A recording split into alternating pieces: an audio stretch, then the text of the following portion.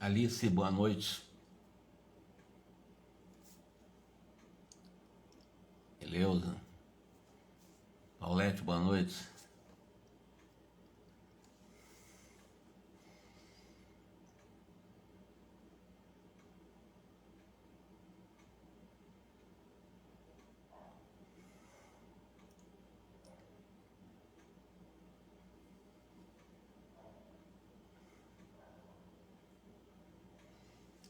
Vamos então dar início à nossa reflexão desta noite, dando sequência ao nosso estudo do livro Nos Domínios da Mediunidade. Da última live, nós estávamos fazendo uma referência com o André Luiz em relação à importância de uma palestra pública, as pessoas que vão assistir uma palestra com uma possibilidade de renovação de pensamento, de ideias. Lazarine, boa noite. E aí, foi onde nós paramos para fazermos na sequência exatamente a reflexão hoje. E o André Luiz, ele descreve os expositores da Boa Palavra lá no centro, como eu disse, dirigido pelo o mentor espiritual, podem ser comparados, um orador espírita, alguém que está fazendo a exposição das informações espíritas, pode ser comparado, segundo ele, na metáfora, técnicos eletricistas, desligando tomadas mentais através de princípios libertadores que distribuem na esfera do pensamento. Então, quando você traz informações seguras, conforme propõe a doutrina espírita, dentro daqueles centros espíritas sérios, que conhecem Allan Kardec, que estudam Allan Kardec, que estudam as obras subsidiárias com seriedade. Claro que essas casas espíritas têm bons oradores, e esses oradores têm o potencial de, como eletricistas, desligarem as toxicidades, né? Ou seja, essas tomadas mentais negativas através de princípios libertadores, do qual eles podem distribuir no campo do pensamento. Isso é muito importante, Gladys, boa noite, para que nós possamos entender que, claro, uma palestra espírita não é só necessariamente, como eu disse da última vez, o espiritismo não pode ficar, atualmente com as novas ferramentas da tecnologia, o espiritismo não pode e nem deve ficar encastelado nas casas espíritas. Isso é óbvio. Hoje você tem os recursos da internet, você tem os recursos das plataformas que auxiliam você na sua casa assistir grandes palestras, grandes estudos, grandes conferências. Mas claro que o centro espírita é muito importante. O que eu quero dizer é que a doutrina como um todo não deve ficar encastelado, preso, aprisionado numa casa espírita. Hoje não. Antigamente a divulgação espírita era somente praticamente nas casas espíritas. Tu tinha que ir para a casa espírita para você escutar o orador. Hoje não. Hoje você tem nas suas mãos, com o celular, com o computador, com o tablet, com o notebook, a hora que você quiser acompanhar a palestra que você quiser, o tema que você quiser, com o orador que você quiser, em qualquer momento da sua vida, seja de noite, de manhã, de dia, de madrugada. Então hoje você tem uma facilidade maior de estar com alguns bons oradores que, como tais eletricistas, podem agir, como ele está lembrando aqui, com essa capacidade de liberar-nos das toxicidades mentais, dessas tomadas mentais, trazendo princípios libertadores que, evidentemente, serão distribuídos no nosso mundo mental, através da esfera dos nossos pensamentos. Muito importante, claro, e eu vejo também a importância de uma live dessa. Nós estamos estudando André Luiz. Em razão disso, as entidades obsessoras, vampirizantes, operam contra, quando, por exemplo, você vai numa casa espírita e que você encontra aqueles, digamos assim, ouvintes que vão por ir, sem uma consciência mais ampla de responsabilidade para assimilar essas verdades libertadoras para mudar um pouco a sua forma de ver a vida. Elas vão para tomar passe. ou para beber água fluidificada, ou para jogar a conversa fora. Não vai resolver a questão dessa pessoa. E o pior, que ela será facilmente manipulável por entidades vampirizantes que vão operar contra ela, envolvendo-a através dos chamados fluidos entorpecentes, conduzindo essas pessoas a um processo de um sono provocado, exatamente para que ela não receba essas informações renovadoras e adie a sua renovação. Então, elas entram em hipnose e elas vão dormir uma palestra inteira. Elas não vão conseguir acompanhar porque estão sendo hipnotizadas por esses espíritos vampirizadores que a envolvem através de magnetismos densos, penetrando no mundo emocional e mental dessas pessoas, e elas perdem conexão com a verdade e não conseguem se renovar porque estão obsidiadas e não saem da obsessão. E não vai ser frequentando uma casa espírita nessas condições. Se ela for para uma casa espírita verdadeiramente com o intuito de aprender, com o intuito verdadeiramente de assimilar novas informações, verdades libertadoras, com certeza ele tenderá a ir mudando a forma de pensar diante das situações, das circunstâncias, diante dos desafios da vida, e o processo de renovação se dará. É importante se ele for com essa intenção, mas se for só para tomar passe, achando que como tomar água fluidificada ou tomar um passe estaria resolvida as suas questões interiores, não estarão resolvendo de forma nenhuma. Observando os irmãos retardados que se abeiravam da mesa num quase semicírculo, tive a ideia de usar o psicoscópio de modo a examiná-los detidamente ou devidamente ao que o Aulus informou ao André Luiz. André, não precisa você agora usar o psicoscópio, não. Basta você fazer uma análise mais atenta para você colher os resultados bastante interessantes diante dessa turba de espíritos vampirizadores, espíritos doentes. De vez que os nossos amigos estampam no próprio corpo perispiritual os sofrimentos de que são portadores. Aí o André Luiz disse o seguinte: eu aproveitei aqueles instantes à nossa frente especificando observações junto aos companheiros menos felizes que se uniam estreitamente uns aos outros entre a angústia e a expectação. Expectação é aquela ansiedade profunda. Pareciam envolvidos em grande nuvem ovalada, qual nevoeiro cinza escuro, espesso e móvel, agitado por estranhas formações animalescas. Então ele observou um grupo de também espíritos que formavam ele, com essa capacidade visual, essa nuvem ovalada, um verdadeiro nevoeiro cinza escuro, espesso e móvel, mas com seres vivos, estranhas formações de seres nessa nuvem quase negra, né? Cinza escura. Reparei o conjunto, notando que alguns deles se mostravam enfermos como se estivessem ainda encarnados. Por exemplo, ele viu espíritos sem os braços, mutilados, lesados com feridas profundas, espíritos paralíticos, espíritos cheios de chagas, como se estivessem encarnados. O perispírito nessas condições, lesado, mutilado, paralisias, ulcerações, etc. Tudo isso no perispírito de um desencarnado doente. Um dos colaboradores espirituais, um dos mentores da casa, chegou a André Luiz e disse: olha, os nossos irmãos sofredores trazem consigo individualmente o estigma dos erros deliberados a que se entregaram. Então, o retrato vivo dos erros que cometemos na Terra ao desencarnarmos, não há como fugir desse registro, não há como.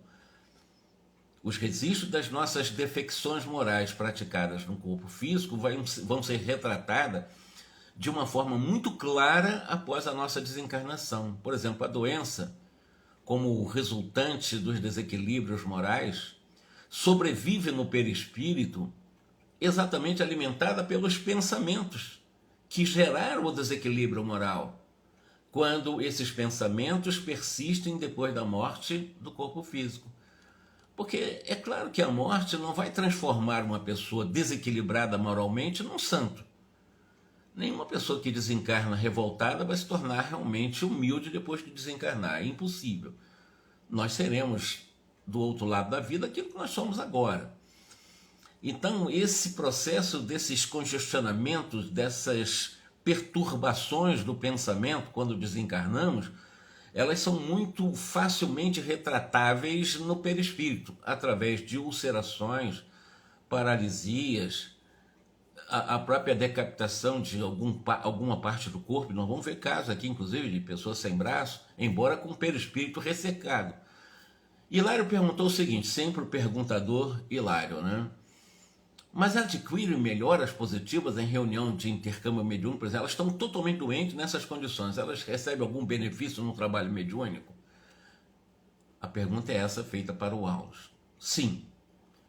Assimilam, aliás, essa pergunta foi feita para os coordenadores do trabalho desse grupo mediúnico. Eles disseram o seguinte, eles assimilam as ideias novas que passam a trabalhar, ainda que vagarosamente, melhorando a visão interior e estruturando assim novos destinos. Então, sempre trazendo para a intimidade do espírito, nunca para fora. Todo tratamento psicoterápico em atendimentos de espíritos sofredores nos chamadas sessões mediúnicas, porque toda sessão mediúnica, aquele chamado doutrinador, ele está fazendo um trabalho psicoterápico. É uma possibilidade de fazer com que a pessoa vá se melhorando, ampliando a visão interior do seu próprio eu, se reestruturando para buscar novos destinos. Não há como mudança de espíritos sofredores, ou perseguidores, ou perseguidos, de fora para dentro. Todo o trabalho vai ser de dentro para fora desse espírito. Se ele conseguir melhorar a visão interior, através de uma energia que ele já tem dentro dele, e eu disse para vocês e repito, de que o ser humano em si, em essência, não é mal. Todo ser humano tem a bondade em essência, agora nós ainda praticamos o mal, mas em essência, em potência, em latência, nós trazemos a bondade. Então é questão de ampliar essa visão interior, começar a fazer esse trabalho que é demorado, é gradual, leva muito tempo, é vagaroso, mas é possível. A renovação mental é a renovação da vida. É uma frase espetacular. A renovação mental é a renovação da vida da pessoa que se renova. Meditei na ilusão dos que julgam na morte livre passagem da alma em demanda do céu ou do inferno como lugares determinados de alegria e padecimento. Então, o que ele está meditando aqui? De que a morte física não é exatamente esse fenômeno que vai nos projetar ou nos arremessar exatamente para esses tipos de situação, céu, inferno metafórico, como um lugar determinado. Não, não é assim. Quão raros na Terra se cientificam, se certificam de que trazemos conosco os sinais dos nossos pensamentos, das nossas atividades, das nossas obras. E o túmulo, após a morte, evidentemente, nada mais faz do que esse banho revelador das imagens que escondemos no mundo sob as vestes da carne. Aqui as pessoas muitas vezes agem como supostamente honestas, fiéis, bondosas, caridosas, maravilhosas, pacientes. Na carne não é difícil você fingir essas coisas. É o ego mascarado, né? É um ego que esconde as suas torpezas. Quando desencarna, isso é impossível de ser feito. Então essa nossa consciência, quando nós desencarnamos, ela se amplia muito mais, e nós na condição espiritual somos muito mais infinitamente, muito mais sensíveis às nossas próprias realidades interiores. Quem é bondoso verdadeiramente, quem é humilde, ou pelo menos está se esforçando pela bondade, pela humildade, ao desencarnar, isso amplia-se muito. E ela se torna verdadeiramente ligada a essa virtude da bondade, da humildade.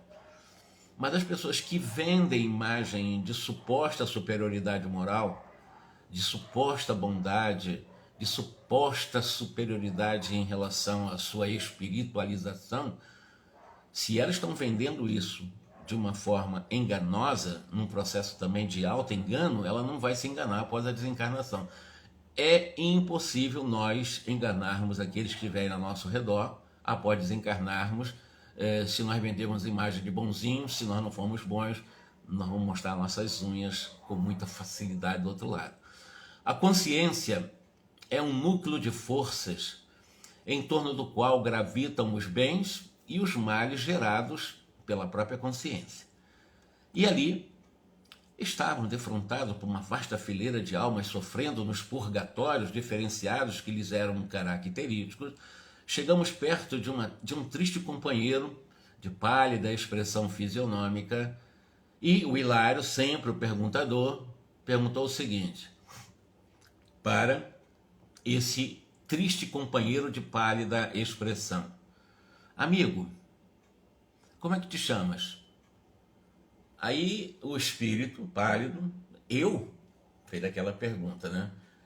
E num esforço tremendo e inútil para recordar-se de alguma coisa, disse o seguinte: eu não tenho um nome. O Hilário ficou: é impossível, né? É impossível você não ter um nome, todos nós temos um nome. E o espírito pálido respondeu: esqueci de tudo, não lembro de nada. E aí, de uma forma bem dolorosa, dizendo que ele não lembrava de nada, foi explicado que é um caso de amnésia a ser estudado. Então nós estamos diante de um espírito sofredor com amnésia, não se lembra nem do próprio nome. E aí foi aclarado a esse companheiro da equipe, esse chefe das equipes do trabalho mediúnico, né? E o Hilário perguntou para ele, né, se isso era um fenômeno natural. Esse espírito disse que sim, pode ser natural, em razão de algum desequilíbrio que ele trouxe da Terra, mas é possível que esse nosso amigo, que não está lembrando do próprio nome, esteja sendo vítima de uma vigorosa sugestão pós-hipnótica. Esse é o detalhe: pós-hipnótica, partida de algum perseguidor de grande poder sobre os seus recursos mnemônicos, ou seja, sua capacidade cognitiva, capacidade de memória.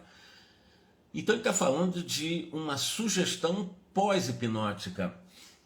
Você acaba recebendo esse impacto de perseguidores com grandes poderes e com recursos magnéticos para entrar no mundo da memória de espíritos ou de seres obsidiados, em que a hipnose é feita de uma intensidade tal em que se manifesta posteriormente. Por isso, pós-hipnótica, não durante a hipnose, mas ocorre como resultado posterior. E ele fica tão sob o efeito dessas ilusões, no caso da sugestão para que ele perdesse a memória, que ele fica sem memória após a desencarnação por um processo de obsessão por espíritos magnetizadores que têm o poder de fazer isso, que tem espírito que tem o poder de magnetizar, de hipnotizar. Hipnotizam mesmo, e tem como você chega numa casa espírita, vê aquelas pessoas dormindo, o palestrante falando e tal, e ele dormindo num sono profundo, ele acha que está viajando, está indo para o mundo espiritual superior, sendo hipnotizado, exatamente para que ele não receba as informações transformadoras da doutrina espírita para um processo de autorrenovação, e os espíritos mantêm ele nessa ignorância. Encontra-se ainda profundamente imantado às sensações físicas esse espírito. E a sua vida cerebral ainda é cópia das linhas sensoriais que deixou no corpo físico. Assim, considerando, é provável esteja submetido ao império de vontades estranhas e menos dignas, às quais se teria associado enquanto encarnado. Existem muitas pessoas que recebem a chamada lavagem cerebral encarnados em grupos de traficantes, pessoas de vida marginal, pessoas que realmente querem manter grupos, sob o ponto de vista de hipnose coletiva. Até no campo político mesmo, meus irmãos, existem políticos de estimação no Brasil. Tem pessoas que adoram uma idolatria a certos políticos, que o que ele fala é quase um processo hipnótico. E as pessoas cegamente acreditam naquilo. Não conseguem ver outra coisa, tão hipnotizados que estão por esses seres com esse poder arrebatador de carisma e de poder de magnetização. Fora os obsessores que o cercam, que também coletivamente mantêm o coletivo hipnotizado em torno dessas pessoas. Isso também serve para outros grupos de comandos, de pessoas que mantêm poderes nessas chamadas comunidades que estão sob comando de pessoas que têm um poder hipnótico muito grande. Então as pessoas é lavagem cerebral. As pessoas estão fazendo igual robôs, igual, né, verdadeiros marionetes na mão desses espíritos, infelizmente, muitos deles encarnados, que têm esse poder estranho de hipnotizar coletivamente, individualmente, com efeitos inclusive pós-hipnóticos, do qual a pessoa leva até para a própria desencarnação, né? Hilário perguntou o seguinte: se era possível essa dominação no campo mental depois da desencarnação. Claro, a morte é a continuação da vida. E na vida que é eterna, possuímos aquilo que nós buscamos. No caso da hipnose coletiva. As pessoas que têm os políticos de estimação, né, o que esse político diz, eu estou dando um exemplo muito contemporâneo, muito do nosso mundo de hoje. O que ele diz para essa pessoa é verdade, mesmo que seja mentira. Mesmo que seja absolutamente mentira o que ela está dizendo, mas ela aceita como verdade absoluta. É um processo hipnótico. Ela é dominar, do seu ponto de vista, dos pontos racionais, da racionalidade, da própria capacidade mnemônica, de memória, de coisas éticas, e ela acaba sendo seduzida. E esse é o grande problema de muitos povos, de muitos países, no Brasil não está fora disso. Então nós temos que ter muito cuidado. O processo de renovação mental se dá pelas boas leituras, pelas boas conversações, assistirmos os bons programas, assistirmos boas palestras, para que nós possamos ir renovando a nossa mente, não ficarmos hipnotizados com esse mundo que tem dominado muitas pessoas no campo do sexo, no campo do poder que eu falei político, né? No campo do dinheiro, no campo da beleza física, do sensualismo. As pessoas se deixam levar, quando abrir os olhos já estão desencarnando em condições péssimas do seu ponto de vista mental, porque não fizeram essa higienização mental, não trabalharam coisas melhores, estão trabalhando lixos, ali mantendo lixos, acumulando entulhos dentro de si. O que é que ela vai pensar se só tem entulho no seu mundo mental? Não vai ter coisa boa ali. Então, André Luiz ele fez a seguinte observação: se o nosso amigo desmemoriado for conduzido, por exemplo, a um médium de psicofonia, né? Um médium, um aparelho mediúnico, manifestar-se-á assim como ele está, ignorando a identidade que lhe é própria, ou seja, esse ser pálido, que não sabe nem o nome dele, incorporado lá num médium psicofônico, se nessa psicofonia, nesse transe, ele continua desmemorizado. Foi a pergunta feita. Claro, se ele não se lembra como perispírito, ele não vai se lembrar porque está num transe mediúnico. Ele vai continuar na incapacidade de lembrança. Perfeitamente. E precisará de tratamento carinhoso como qualquer alienado mental comum. Exprimindo-se por algum médium que lhe dê guarida, será para qualquer doutrinador terrestre o mesmo enigma que nós estamos presenciando aqui. Nesse momento, aí, depois desse caso, vamos para outro. Nesse momento, renteou conosco uma entidade em deplorável aspecto. Era um homem magro, triste, exibindo um braço direito paralítico e ressecado no perispírito. Então ele tinha o braço, digamos assim, o braço perispiritual, porque todo órgão físico é cópia dos órgãos do corpo sutil. Há uma correspondência direta entre os órgãos físicos e os órgãos no perispírito, aquilo que nós vamos ter após a nossa desencarnação. Os órgãos permanecem, né? Os órgãos sexuais, os olhos, tudo isso permanece. Os ouvidos, essas coisas permanecem porque quem dá molde para o corpo físico é o perispírito. Portanto, se a modelagem vem de lá, o corpo físico desagregando, não quer dizer que os órgãos vão se desaparecer. E exatamente o que está se falando aqui. Ele está com o braço perispiritual dele ressecado, paralisado. Um galho, virou uma coisa. O braço esquerdo normal, mas o braço direito ressecado, totalmente paralítico. Atendendo-me ao olhar interrogativo, o companheiro responsável do grupo mediúnico disse o seguinte: você quer saber o que houve com ele, André Luiz? Então você mesmo procure penetrar na mente dele. Faz uma auscultação e repare por si mesmo. Aí o André Luiz se esforçou, concentrou para entrar no mundo mental desse ser de braço ressecado, para tentar ver o que está acontecendo, por que ele está naquelas condições. E quando ele se aproximou, né, tocou na fronte desse senhor de lebre e começou a registrar a angústia interior desse senhor. Nas recordações que o André Luiz pôde captar, que lhe haviam cristalizados no mundo mental, sentia-lhe o drama interior. Percebeu que ele foi um estivador musculoso, alcoólatra, e que certa vez, de volta à sua casa, ele deu um tapa na cara, esbofeteou o pai. E o velho, evidentemente, reprovou esse tapa na cara e estava bêbado, né? E, evidentemente, incapaz de revidar, o ancião, né? Cuspindo o sangue do tapa que ele levou, jogou praga, né? Rogou praga, como assim, praguejou desapiedadamente contra o filho bêbado, esse estivador musculoso, e disse para ele o seguinte: infame, o teu braço cruel será transformado em galho seco, maldito que seja. Então jogou praga no próprio filho, que deu o tapa nele.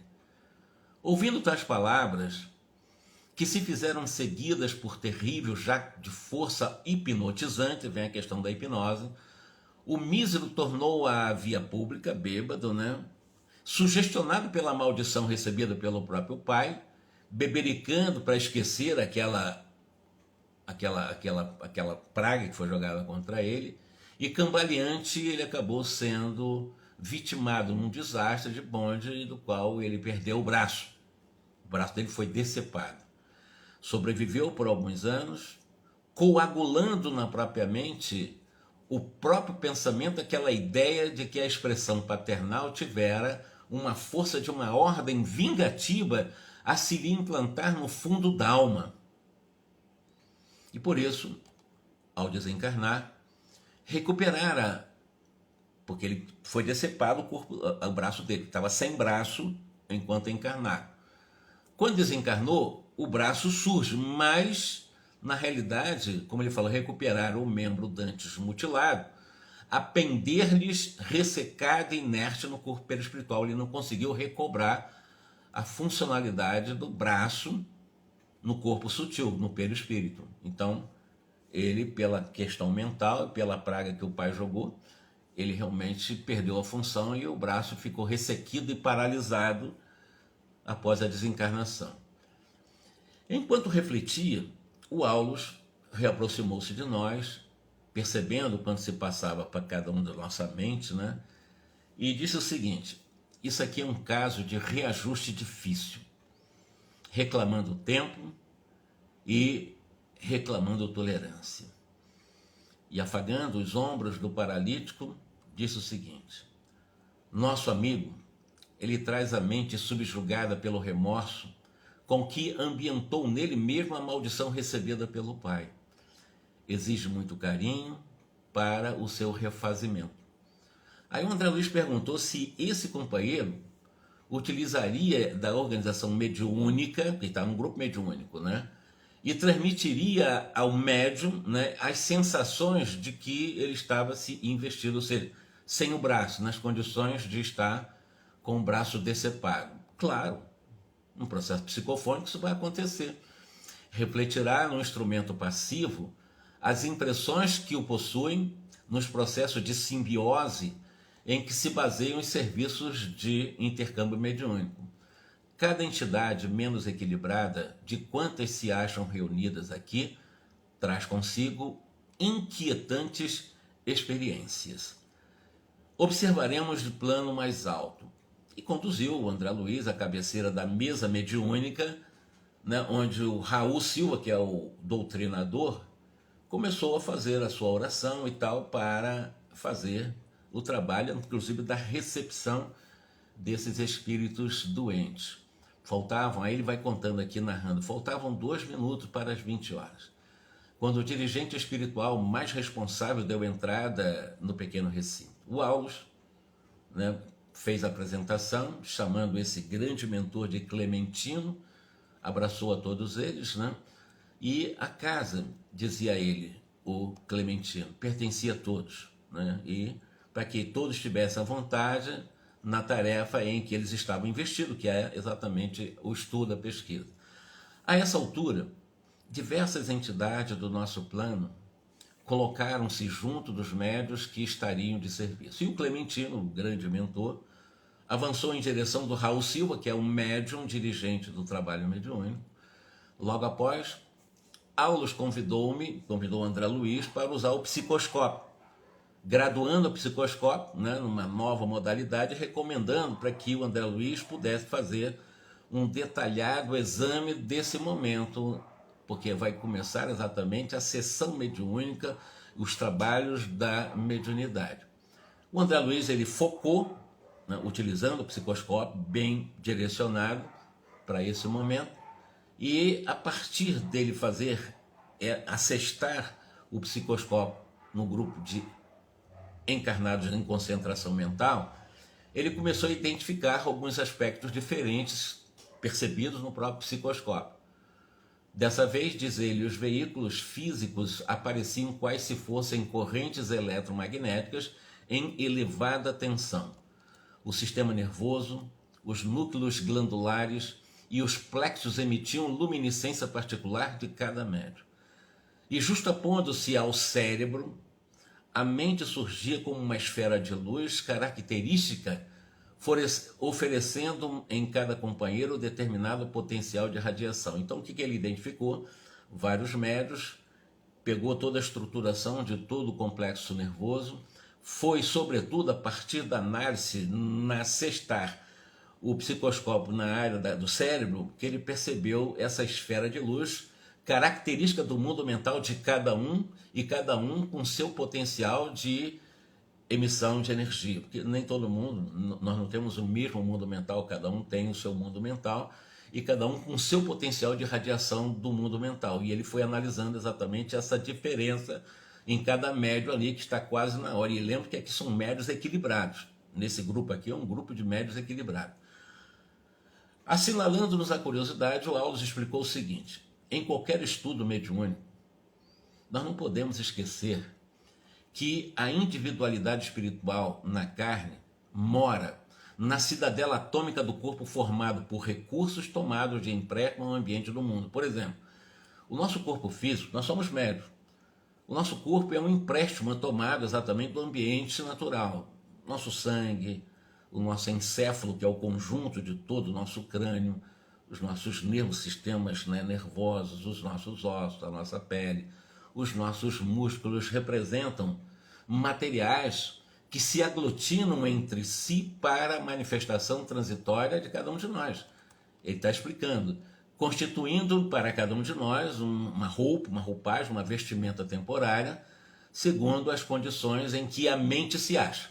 Nesse instante, o mentor, o Clementino, né, colocou a mão dele na fronte do amigo, do Silva, né, que dirige o trabalho mediúnico, e mostrando-se no mais humanizado, quase obscuro. O que é que aconteceu? Esse Clementino, um espírito muito superior, mas na hora de ele fazer a comunicação junto do dirigente do trabalho mediúnico, ele adensou as energias dele para que pudesse haver uma simbiose, uma assimilação dentro de uma sintonia possível, e foi aí que o André Luiz percebeu que ele se mostrou até muito mais humanizado, quase que obscuro, para poder se aproximar do Silva lá. O benfeitor espiritual, que ora nos dirige, acentuou o Aulos. Afigura-se mais pesado porque amorteceu o elevado tom vibratório em que ele normalmente é a vida dele, que ele é um espírito superior. Descendo a posição de Raul, que é o dirigente do grupo mediúnico, tanto quanto lhe é possível, para que haja um benefício do trabalho que está começando. Então, influencia agora a vida cerebral do dirigente do trabalho mediúnico, a maneira de um musicista emérito manobrando respeitoso um violino de alto valor, do qual conhece a firmeza e a harmonia. Notamos que a cabeça venerável de Clementino, o mentor do grupo, passou a emitir raios fulgurantes, ao mesmo tempo que o cérebro de Silva, o dirigente do trabalho mediúnico, sob os dedos do benfeitor, se nimbava de luminosidade intensa, embora diferente. O mentor, o Clementino, levantou a voz comovente, suplicando a bênção divina na sua oração inicial, com expressões que eram familiares a quem realmente acompanha uma oração num grupo mediúnico, Expressões essas que Silva transmitiu igualmente em alta voz, imprimindo-lhe diminutas variações. Então, na prece inicial que o Silva está conduzindo para começar o trabalho mediúnico, no trabalho que ele dirige, quem na realidade está utilizando das próprias cordas vocais do Silva é o próprio Clementino. E ele transmitiu exatamente em voz alta, né, verbalizando as ideias do mentor da casa, na oração inicial. Com a emotividade que nos invadia a todos, brando silêncio se interpôs durante rápidos minutos. Fios de luz brilhante ligavam os componentes de toda a mesa, dando-nos a perceber que a prece os reunia mais fortemente entre si, porque durante a prece você cria o que nós chamamos um campo favorável, que uns chamam também popularmente de corrente mental, para que favoreça todo o processo de intercâmbio, até porque nós estamos lidando com forças extrafísicas, nós estamos lidando com forças espirituais. Terminada a oração, o André Luiz aproximou-se do Silva, desejava investigar mais a fundo as impressões que lhes assaltavam o campo físico, porque ele está usando um psicoscópio. Ele quer ver essas alterações até na condição de médico que é. E ele observou então que todo o busto, inclusive o braço e as mãos, sob vigorosa onda de força, a eriçar-lhe a pele, num fenômeno de doce excitação, como que agradável calafrio. Então ele vai dizer que o mentor, o dirigente do trabalho, sentiu tanta presença energética do mentor Clementino, uma oração bem feita, fizeram um clima extraordinário para uma corrente mental bem isonômica, bem uníssona, né? Ele percebeu que a própria força energética fez com que fisicamente eriçasse, né, a pele do dirigente, né? Essa doce excitação fez com que ele sentisse um certo calafrio. Isso acontece com quem trabalha com mediunidade, dá algumas alterações também, porque os poros do corpo físico são antenas também captadoras para a mediunidade. Todos os poros do corpo físico são elementos transceptores, recebem também, emitem energias.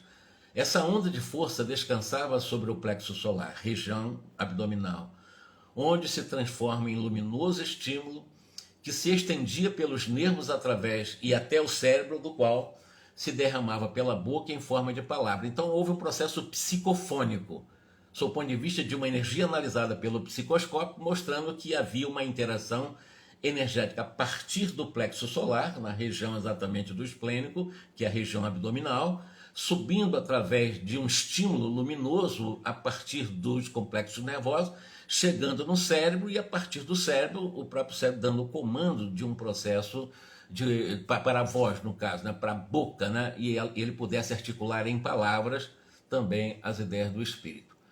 Acompanhando-lhe a análise, Aulus explicou o seguinte: esse jato de forças mentais do Clementino, o mentor, atuou sobre a organização psíquica do dirigente do trabalho, Silva, como uma corrente dirigida para uma lâmpada elétrica. Apoiando-se no plexo solar, a partir da região abdominal, elevou-se ao sistema neurocerebrino, a partir da medula, como a energia elétrica da usina emissora que, atingindo uma lâmpada, se espalha no filamento incandescente, produzindo o fenômeno da luz. É a mesma coisa, tudo é eletricidade. Tudo é um fenômeno eletromagnético. O processo mediúnico é um fenômeno meramente eletromagnético. E nós temos todos os instrumentos necessários para que haja na recepção a resposta desse processo de indução elétrica. No caso, vai a partir do plexo solar, sobe pelo sistema nervoso, chega na região cerebral, o cérebro manda o comando e através da voz o próprio Silva fez a mensagem estimulada por essa energia, mas também com o envolvimento mental do mentor, né, do Clementino. E o problema da voltagem, por exemplo, se o espírito fosse o Clementino, teve que baixar a voltagem dele, senão não daria condição, poderia dar um revertério, porque o espírito muito superior, chegar perto do espírito como, embora seja um dirigente, uma pessoa moralizada, mas é muito inferior em relação ao mentor. E o próprio André Luiz ficou curioso em relação, né? Nós estamos falando de voltagem, falando de eletricidade, eletromagnetismo. Você jogar uma voltagem muito grande, uma lâmpada nossa, aquela história, ela arrebenta, né? 220 volts, 125, acima disso ela não aguenta, uma voltagem, uma tensão muito alta. Então o André Luiz perguntou sobre isso, mas isso não foi esquecido, disse o Aulus. O Clementino, ele graduou o pensamento as suas expressões de acordo com a capacidade do nosso Raul e do próprio ambiente que o cerca, ajustando-se às possibilidades. Imagina que ele chega lá cheio de luz, começa, eu sou aqui, vai perturbar todo mundo, não vai encontrar ambiente preparado, vai ser um curto-circuito. Mas claro que o espírito superior não faria isso nunca, né? Por isso que ele ficou bem obscuro, bem humanizado, para poder realmente estar naquele ambiente de humanos como nós. Não tem condições de ser diferente. Tanto quanto o técnico de eletricidade controla a projeção de energia segundo a rede dos elementos receptivos, evidentemente, cada vaso recebe de conformidade com a estrutura que lhe é própria. Por exemplo, as comparações de Aulus para André Luiz fez com que ele fizesse algumas ilações, algumas indagações íntimas. A ligação elétrica gera luz na lâmpada, mas ali, como é que pode? O contato espiritual, de certo, segundo concluíamos, diz ele aqui, improvisava forças igualmente a se derramarem do cérebro e da boca do Silva na feição de palavras e raios luminosos. Mas o Aulus, para explicar essas dúvidas de André Luiz, disse o seguinte: olha, a lâmpada, em cujo bojo se faz luz, arroja de si mesma os chamados fotões, ou fotônios, né? Que são elementos vivos da natureza. O que são os fotões? Muitos físicos estão estudando exatamente o mecanismo do fenômeno da própria iluminação, dos próprios fótons, né? Então ele está dizendo que os fotões são exatamente elementos vivos da natureza, a vibrarem no espaço físico através de movimentos que lhes são peculiares.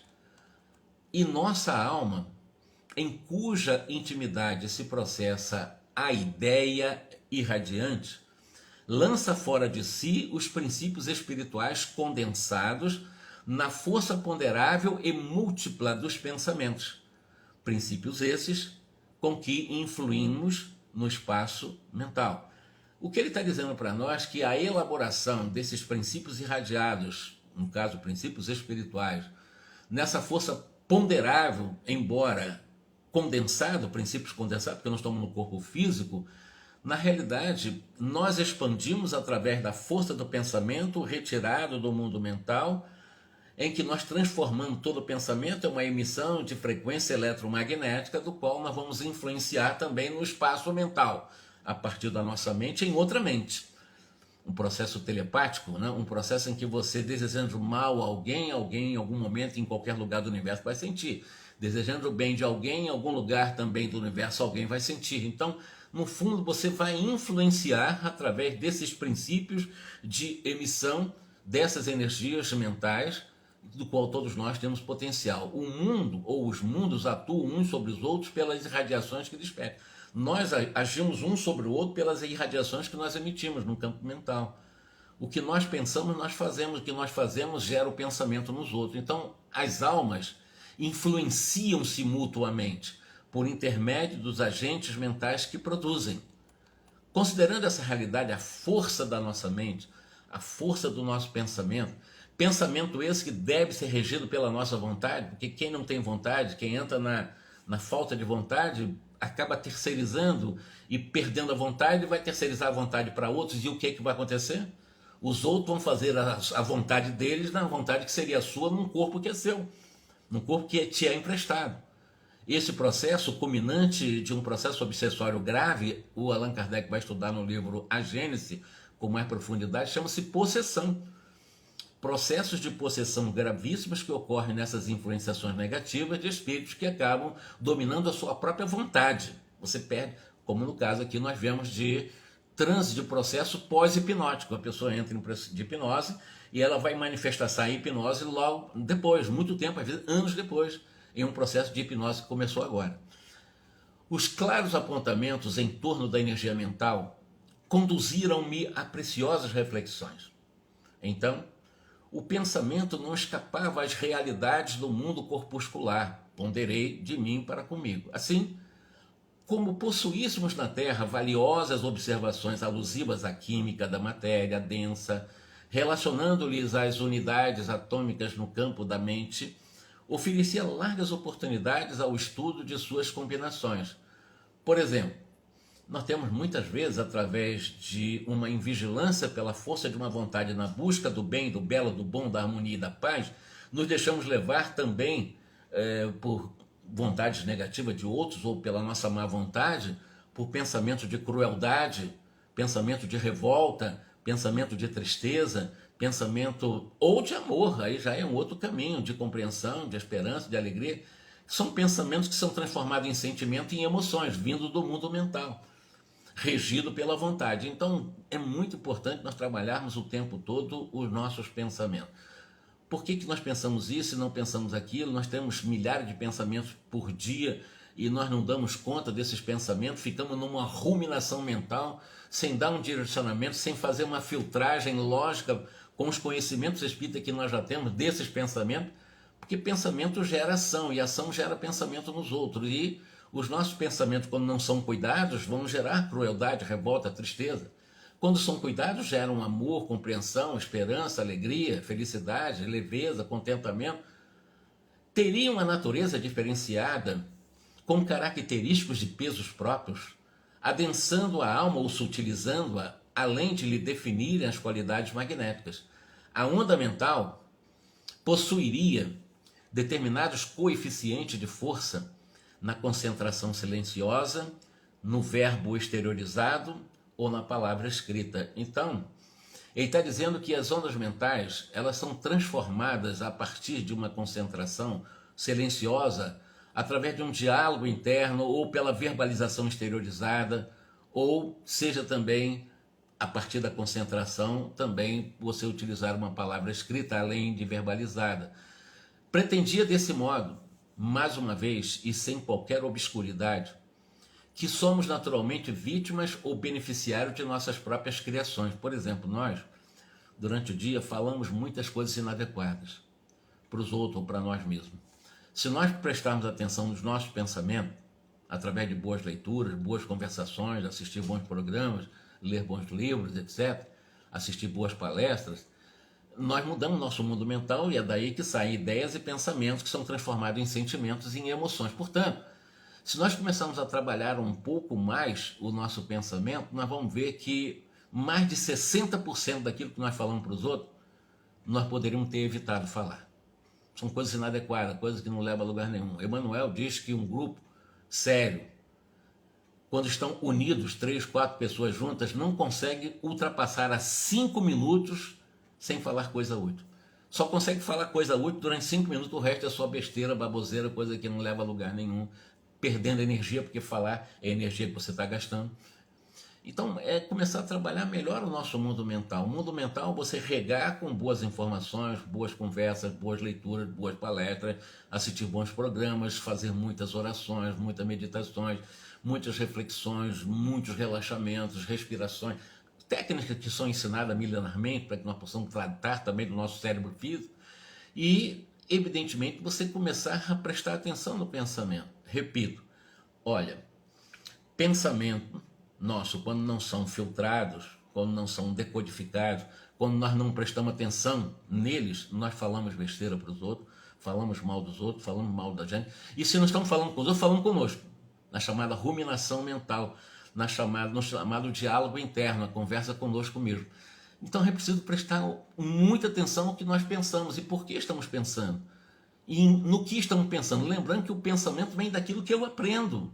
Meu pensamento vem daquilo que eu estudo, daquilo que eu leio, daquilo que eu também converso, daquilo que eu ouço, daquilo que eu vejo. Isso vai formando meu mundo mental. E meu pensamento não vem do nada, meu pensamento vem do mundo mental.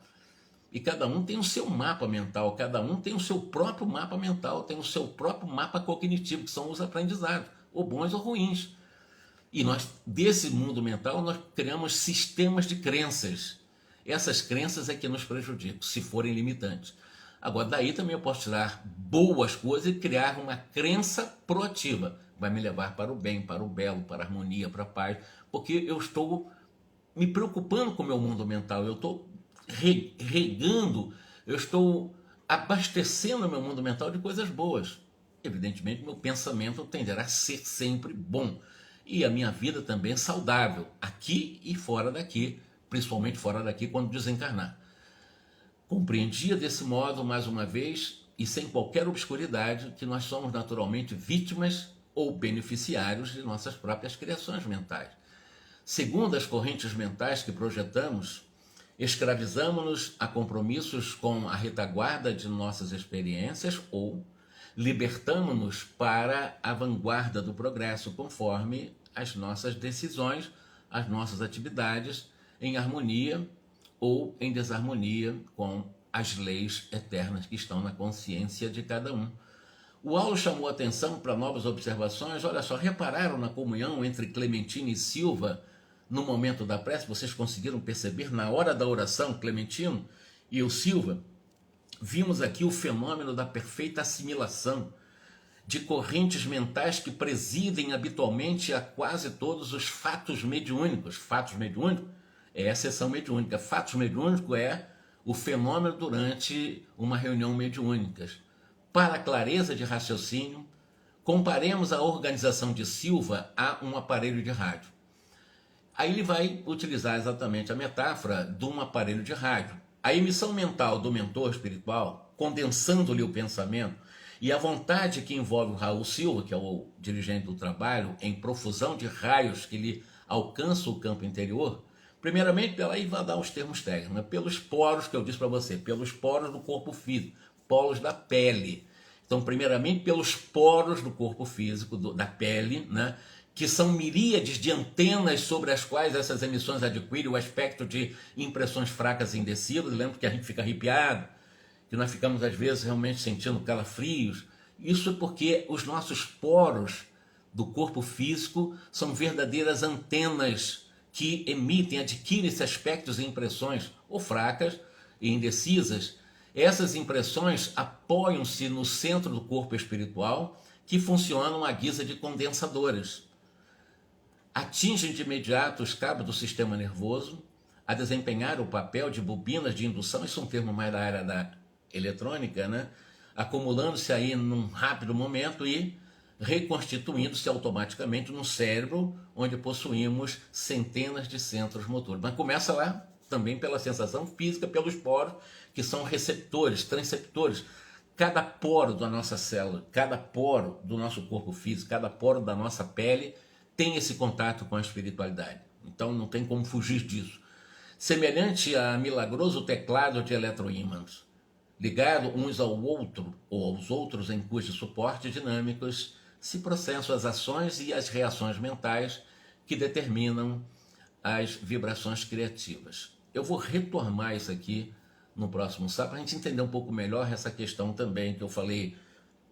Os poros da nossa célula física, os poros do nosso corpo físico, os poros da nossa pele, e tem exatamente essa função que ele está mostrando para nós, ou seja, de alguma forma elas captam essas impressões, ou fracas ou indecisas, porque são como antenas, ele chama de miríades de antenas sobre as quais essa emissão adquire aspecto de impressões fracas ou indecisas. Fracas, algumas são mais fortes, sente arrepio, sente calafrio, sente dormência, às vezes a pessoa fica totalmente dormente, exatamente porque os poros são essas miríades de antenas sobre as quais essas emissões provindas do além adquirem esses aspectos em que são impressionados no corpo físico, e a partir daí entra todo para o sistema nervoso, a partir do plexo solar, entra no sistema nervoso central, cérebro, do cérebro, todo um comando, né, em nossa vida psicomotora. Então vai aí a nossa promessa de fazer no sábado que vem a continuação, a partir exatamente dessa reflexão dos poros da pele, como miríade de antenas receptoras do qual também emitem e adquirem esse aspecto de impressionável, né, do além, dessas energias fora das energias do campo material. Uma ótima noite para todos nós. Nós vamos então... muito obrigado, tá, Paulette? Muito pelo retorno aí, pelo feedback. Um grande abraço a todos vocês. E que nós possamos, no sábado, às 21 horas, dar sequência a esse estudo, dessa análise feita com Clementino, que é o mentor do caso. O Aldo é um cientista, né? Eu disse para você, ele é um cientista no campo da mediunidade. O próprio Hilário, que é um grande indagador, o André Luiz, e aí nós estamos aprendendo nos domínios da mediunidade. Como eu disse, uma obra profundamente técnica, mas um livro que é muito importante para nós, que estamos lidando com os chamados imortais, com os espíritos, né? Boa noite para vocês, muita paz.